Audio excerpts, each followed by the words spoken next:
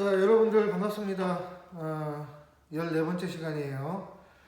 사실 오늘은 5월 13일 수요일 오전입니다.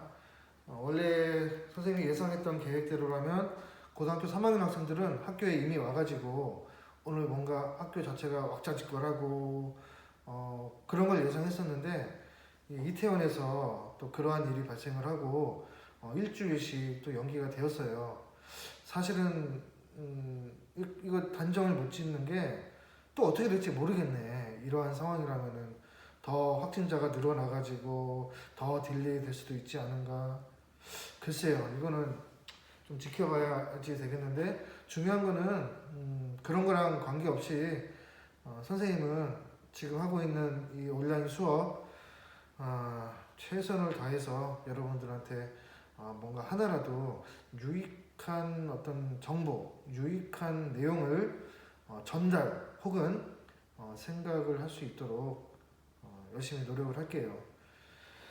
그런 면에서 지금 이제 계약이 어떻게 됐든지 간에 일단 학교에서는 여러분들 중간고사 시험 1차 지필평가에 대한 시험 얘기가 이제 구체적으로 나오고 있습니다.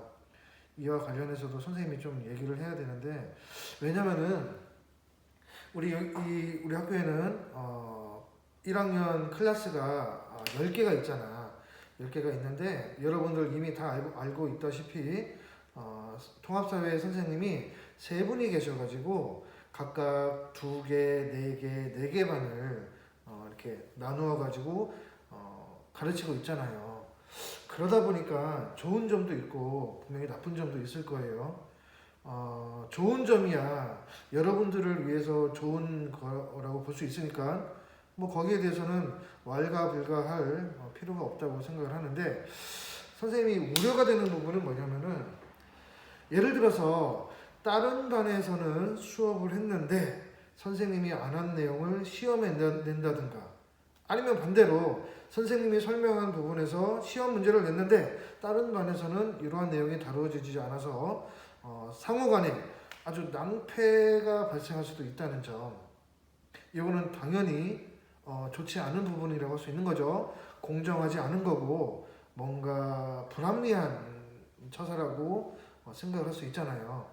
그래서 선생님이 지금 하고 싶은 말은 뭐냐면은, 여러분들 온라인 수업이라는 이 제도 혹은 이 상황이 가지고 있는 장점, 단점 분명히 있습니다. 하지만 선생님은 학생들 입장에서는 온라인 수업이라는 것 자체가 단점이 좀 많이 있다고 생각을 해요. 왜냐하면은 이게 피드백이 안 되잖아. 피드백. 이 학생이 이걸 제대로 알고 있는지 아니면 모르고 있는지 이게 점검이 안 되다 보니까 사실 선생님들끼리 여러 얘기를 좀 해야 되겠지만 좀 더 계속 아주 발전적인 얘기들을 하고 있어요. 온라인 수업의 어떤 맹점을 좀 보완한다는 차원에서 그래도 시험 문제는 비교적 쉽게 내는 방향으로 가야 되는 것이 합당한 것이 아닌가 등등의 얘기들을 나오고 있습니다. 하지만 이러한 것들을 어차피 나중의 일이고, 지금 여러분들은 해야 되는 일은 뭐냐면은 선생님 수업을 잘 따라오면서 그날 예습까지는 좀 힘들더라도 복습 정도는 잘 챙겨서 하시고, 선생님이 다시 좀 얘기를 하자면 선생님이 하는 수업 내용들 자체가 상당히 어려운 내용들 분명히 있습니다. 하지만 이 모든 것들을 다 외우려고 생각하지 말고 이해를 좀 하려고 노력한 다음에 어차피 여러분들 이렇게 직접 오게 되면, 아니면 선생님이 예상할 때는 뭔가 좀 틀어진 게 있거든. 다음 차시 정도부터는 교과서를 처음부터 시험 범위까지 차근차근 다시 뭔가 좀 관련해서 얘기를 좀 해보려고 해요. 그러니까 너무 걱정을 하지 마시고 교과서에 있는 내용들, 그리고 선생님이 나누어준 프린트물 위주로 좀 읽어봄으로써 공부를 좀 했으면 좋겠어요. 알겠지? 자, 변수가 생겼어요. 일단은 선생님이 지금 저번 시간에 짧게 어떤 큰 그림을 그렸던 산업화, 도시화, 정보화에 대한 간략한 그 흐름에 대해서 얘기를 했었는데, 그 내용은 저번 영상의 마지막에도 얘기했듯이 그냥 한 편의 소설 보듯이 영화 한 편, 조금 재미없는 영화 한 편 보듯이 이렇게 좀 넘어가시면 되고, 그것을 시험 범위로부터 제외시키기로 했거든요. 그러니까 즉 다시 말해서 산업화 도시화 이 부분은 시험 범위에서 제외를 시키기로 했기 때문에 여러분들 좀 뭐랄까 공부 안 해도 됩니다. 예. 이렇게 되면은 이걸 좀 하소연 좀 해야 되는데, 사실은 선생님이 오늘 5월 13일 수요일인데 지난주에 여러분들 13차시 수업을 찍자마자 오늘 수업을 준비를 하려고 미리 좀 구상한 게 있었거든요.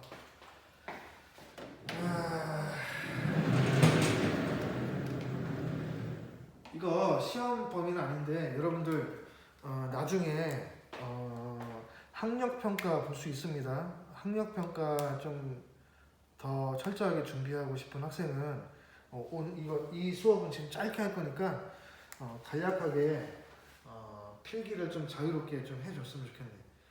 여러분들 내가 14차시라고 학습지라고 준 거 거기에 뒷면 정도에다가 하면 좋겠어요.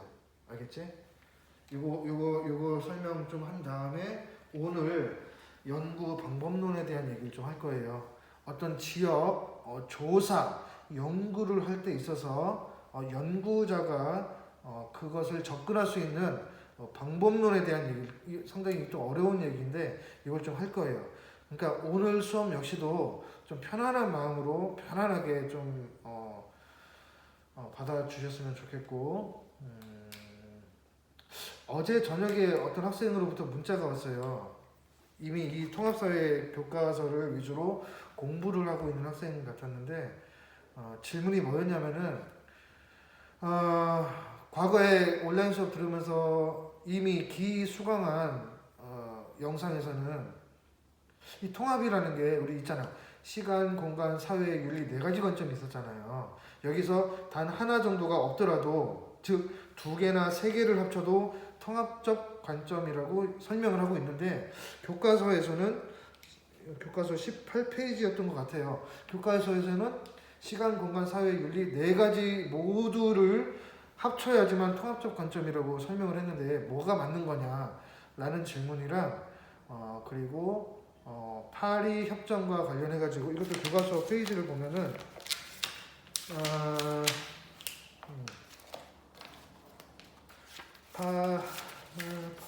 파리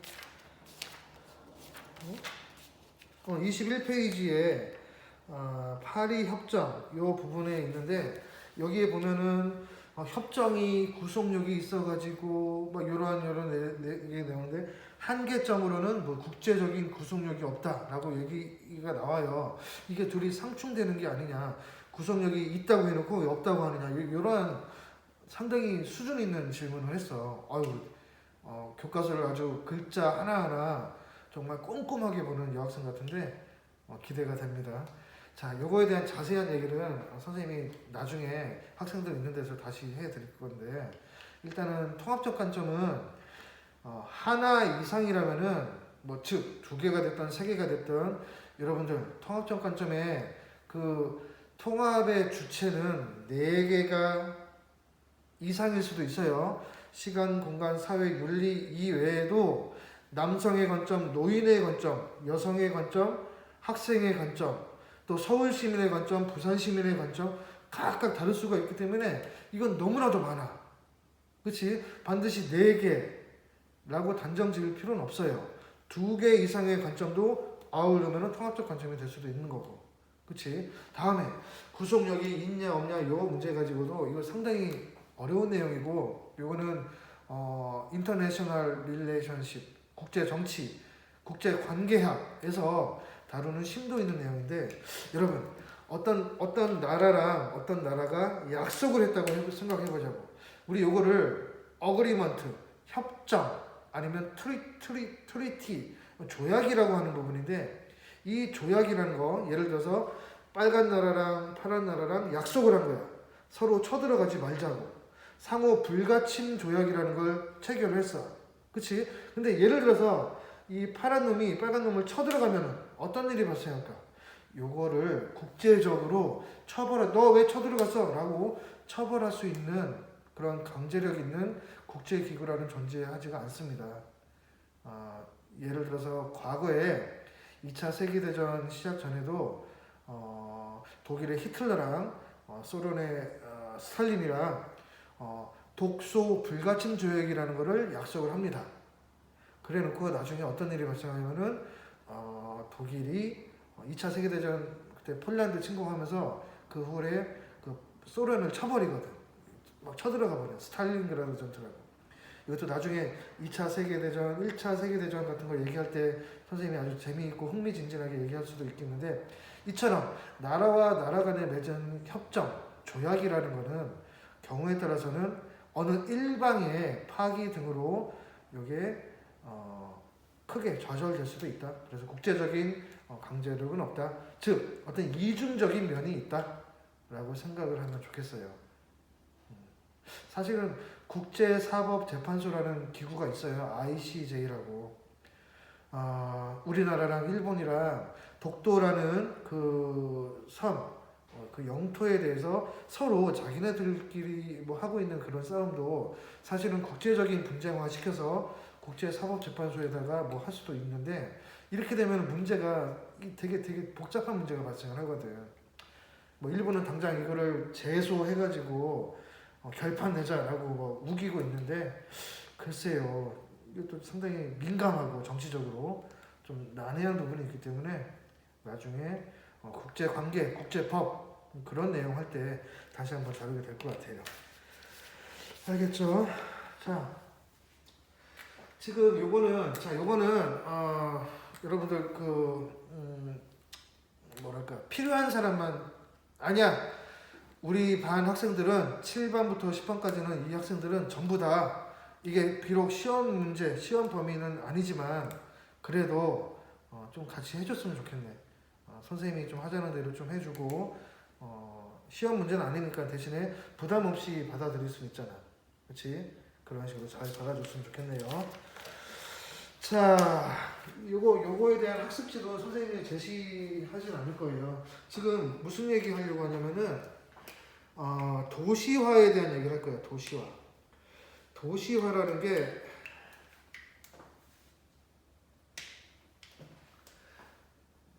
자, 도시화라는 게 있는데, 요거 1차 도시화랑 2차 도시화라는 게 있습니다. 자, 1차 도시화라는 거는 여러분들 쉬운 내용 있잖아. 이촌향도라고 들어봤나? 이촌향도? 농촌 지역에 있는 사람들이 이 자기의 어떤 그 전의 지역을 떠나가지고 도시로 집중하는 현상, 그치? 이거를 1차 도시화라고 하고, 2차 도시화라는 거는 사람들의 생활 스타일, 라이프 스타일 자체도 농촌적인 생각, 옷차림, 의식주 이러한 것으로부터 벗어나서 생활 모습 자체가 뭔가 세련화된다? 이게 완전 상당히 웃겨. 이렇게 얘기하면 그러면 농촌 사람들은 세련되지 않았냐? 라고 좀 공격을 할 수도 있는데, 그런 의미가 아니고 도시적인 마인드라고 생각하면 되겠어요. 그래서 이 마인드 자체, 태도, 생각이 바뀌면은 어떤 모습도 바뀌는 것처럼 그러한 식으로 뭔가 그러니까 쉽게 얘기해서 실질적으로, 자, 실질적으로 아니다. 반대로 됐다. 뭔가 형식적으로 그 사는 기반이 도시처럼 빌딩도 막 생기고 어떤 백화점도 막 생기고 병원도 생기고 기반 시설이 막 생기는 그러한 것들, 거기에 사람들이 물리적으로 몰리는 것들을 어떤 형식적인 차원에서 1차 도시화라고 하면은, 실질적으로 사람들의 마인드 자체도 이렇게 바뀌는 것 자체를 2차 도시화라고 합니다. 됐지? 자, 이와 관련해서 도시화 그래프, 유명한 그래프가 있어요. 이런 식으로 해가지고 그림을 보자. 시간이 지날수록 변화율이라는 게, 도시화라는 게 이런 식으로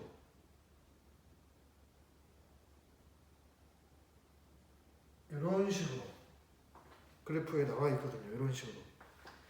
그래서 여기가 여기가 뭐라고 했어? 초기 단계,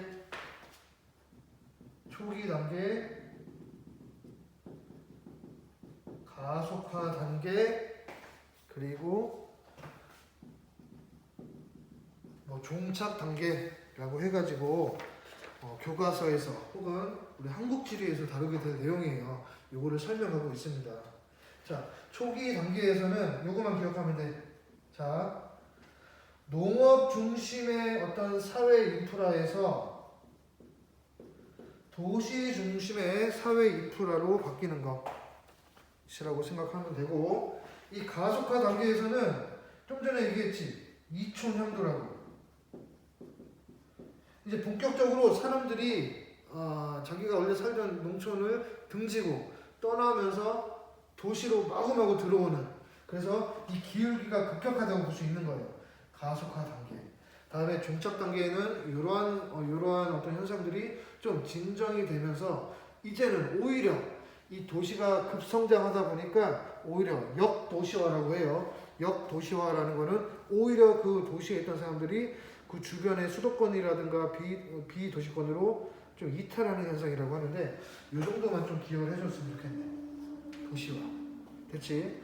자, 다음으로 도시의 내부 구조라는 게 있어요. 선생님이 그림을 못 그리지만 좀 그려놨어요. 여기 어떤 빌딩들, 도심의 어떤 전형적인 모습이 있는데, 이런 식으로 제일 처음에, 자, 가운데로 뭔가 모이는 걸 뭐라고 그랬지 그때? 선생님이 이런 거 설명했었나? 선생님이 그때 해낸 게 있었다. 뭐냐면은 가운데 모이다. 자, 가운데라는 거 한자로 가운데 중이라고 했지. 모인하는 거.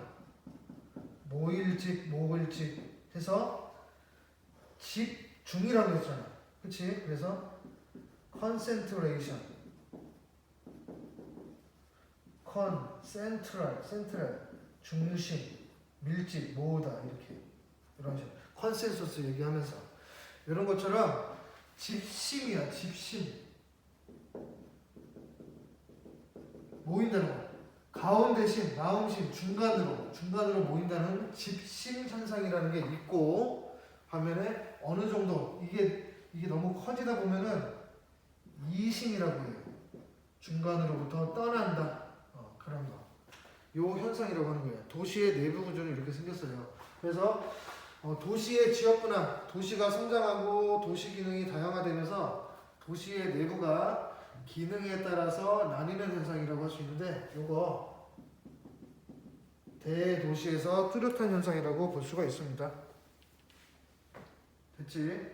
자, 대도시에는 도시의 어떤 여러 가지 어떤 구분이 기능에 따라서 막 바뀌게 되는데, 자, 원을 해보자.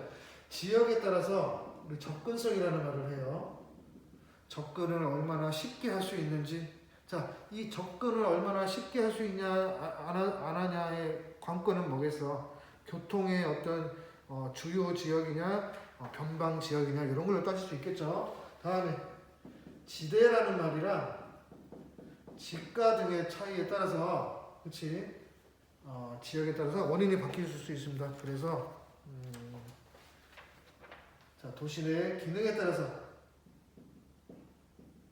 최대 지불 능력의 차이가 발생을 하기 때문에 도시가 형성이 되는 거고, 기능이 분화가 된다고 볼 수 있는 거죠.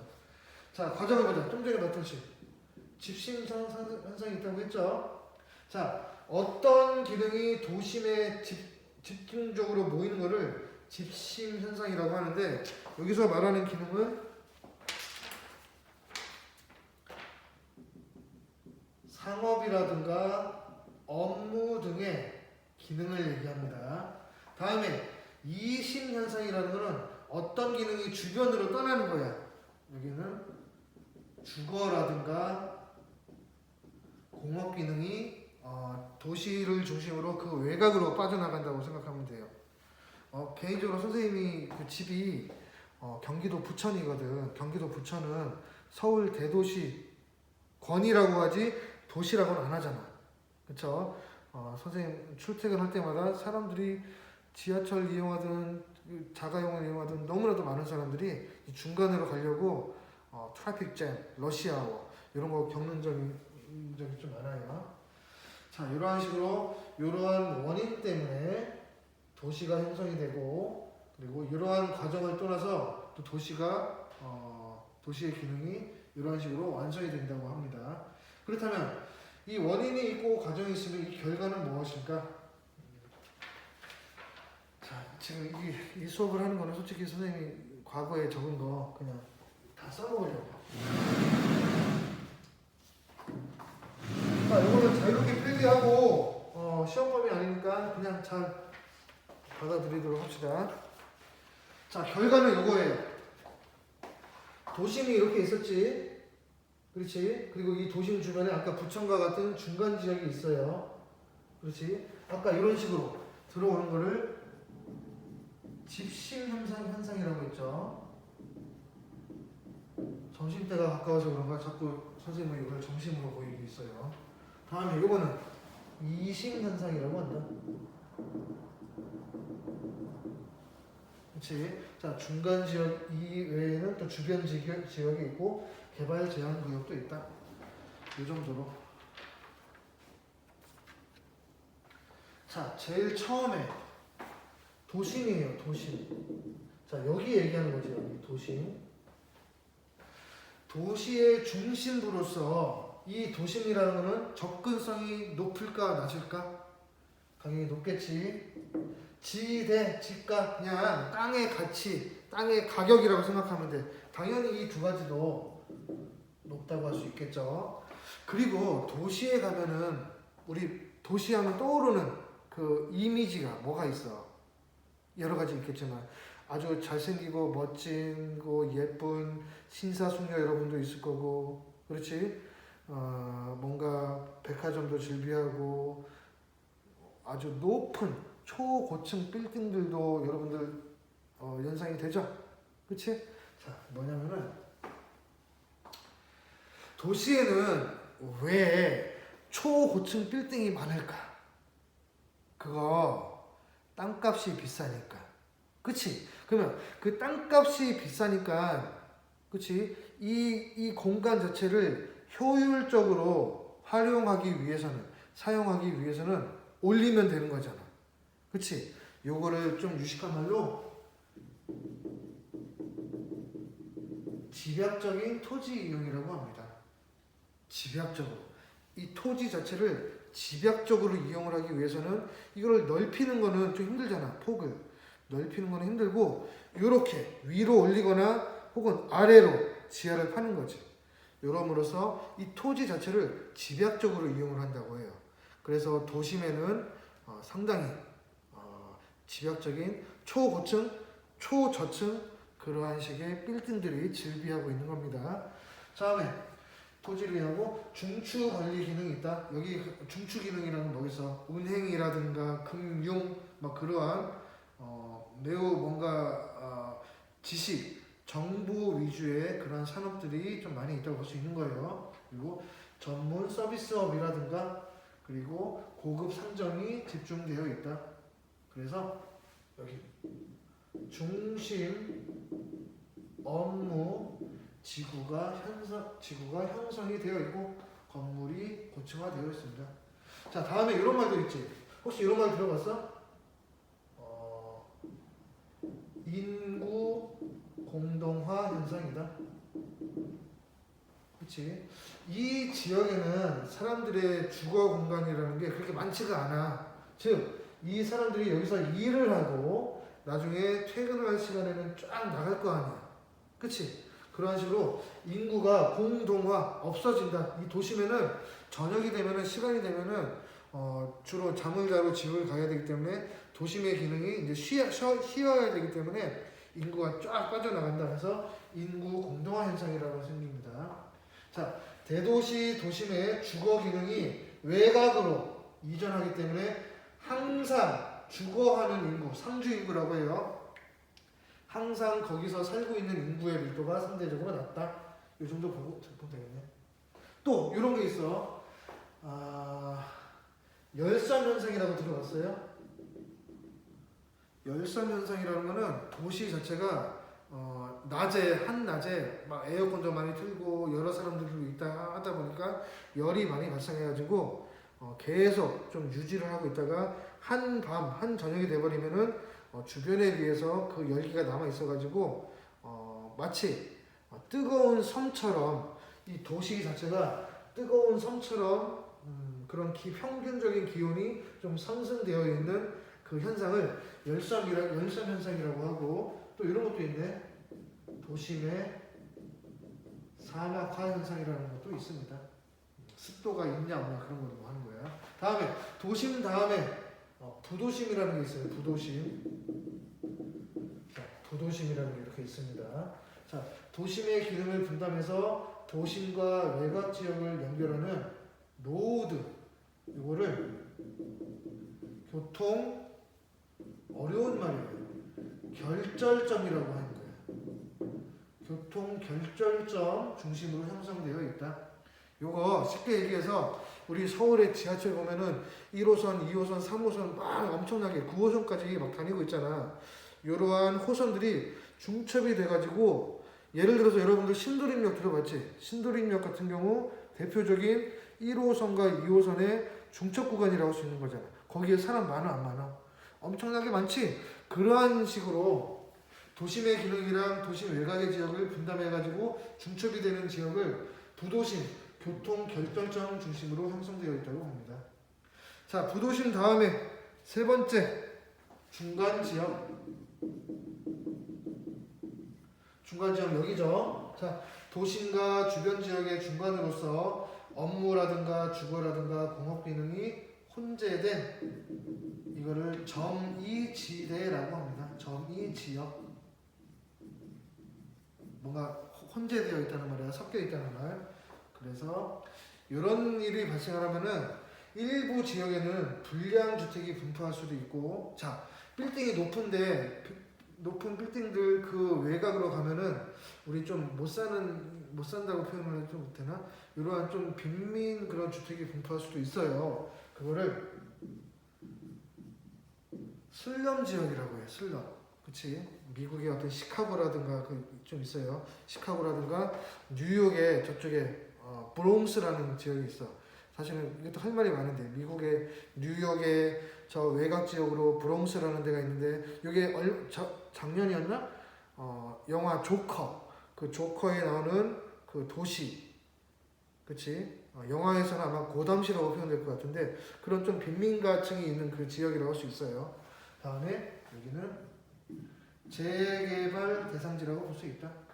자, 마지막에는 4번은 중간 지역인 다음에 주변 지역이라고 볼 수 있는 주변 지역. 자, 도시의 변두리에 있다. 접근성, 지대, 집가 모두 상대적으로 여기에 비해서 낮다 볼 수 있어. 그래서 주택단지나 학교, 공장 등이 입지하고 있다. 자, 마지막으로 5번 요거죠. 개발 제한 구역이라는 게 있다. 제한 구역. 개발 제한 구역을 영어로 뭐라고 하냐면은 그린벨트라고 해요. 그린벨트 이렇게. 그래서 녹지를 보호한다. 우리 여기 대표적인 얘가 어디? 야, 선생님도 많이 안다. 요거 우리 여기가 어디야? 서울 금천구 시흥동이지, 그치? 그런데 이 멀지 않은 곳에 같은 이름을 가진 다른 지역구가 있어. 경기도 시흥시라고 있어요. 들어봤지?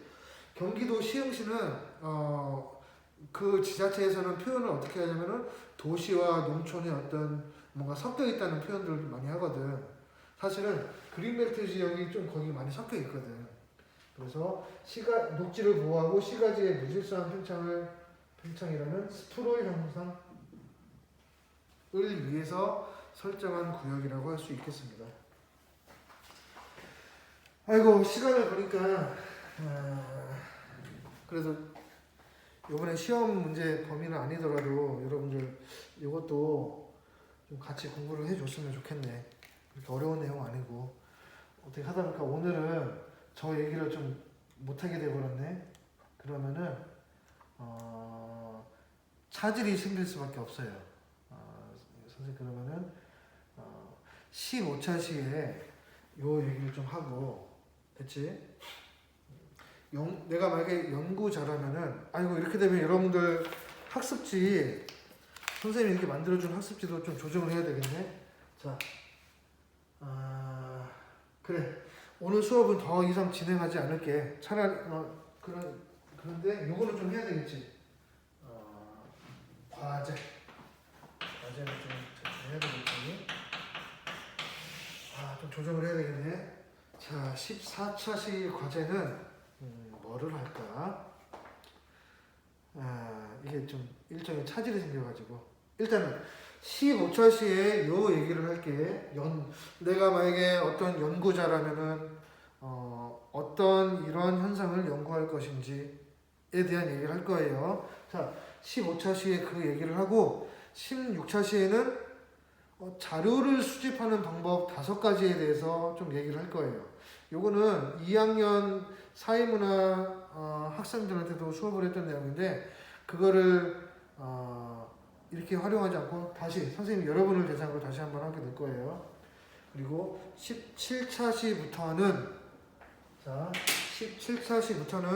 이 교과서 처음 그때는 이제 시험 범위가 확실하게 이제 설정이 될 거고 교과서 처음부터 시험 범위까지 낱낱이 파헤쳐 보도록 할게요. 17, 18, 19, 20 정도까지 하면은 이제 여러분들 볼 수 있을 것 같네. 맞지? 그러면 저 과제를 좀 얘기해야 되는데 과제를 뭘로 할까? 요거는 뒤에다가 필기해도 되고 굳이 뭐 하진 않아도 돼요. 근데 자기가 나중에 학력평가 모의고사 볼 때 좀 더 만점을 맞아야 되겠지?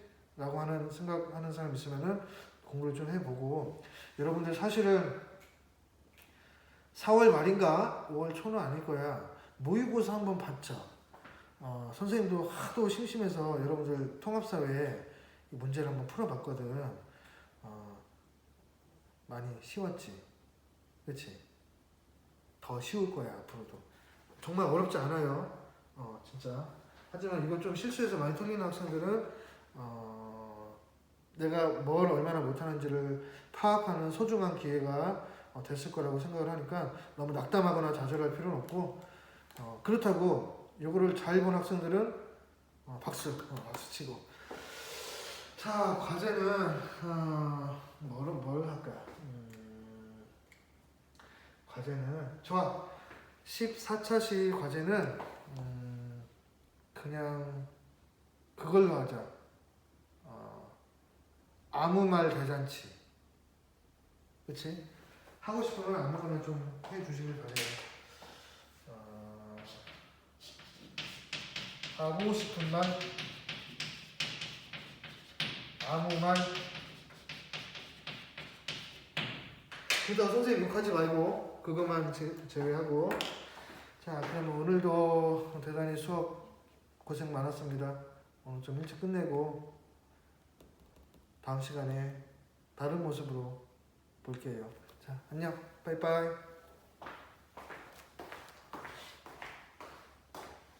33분.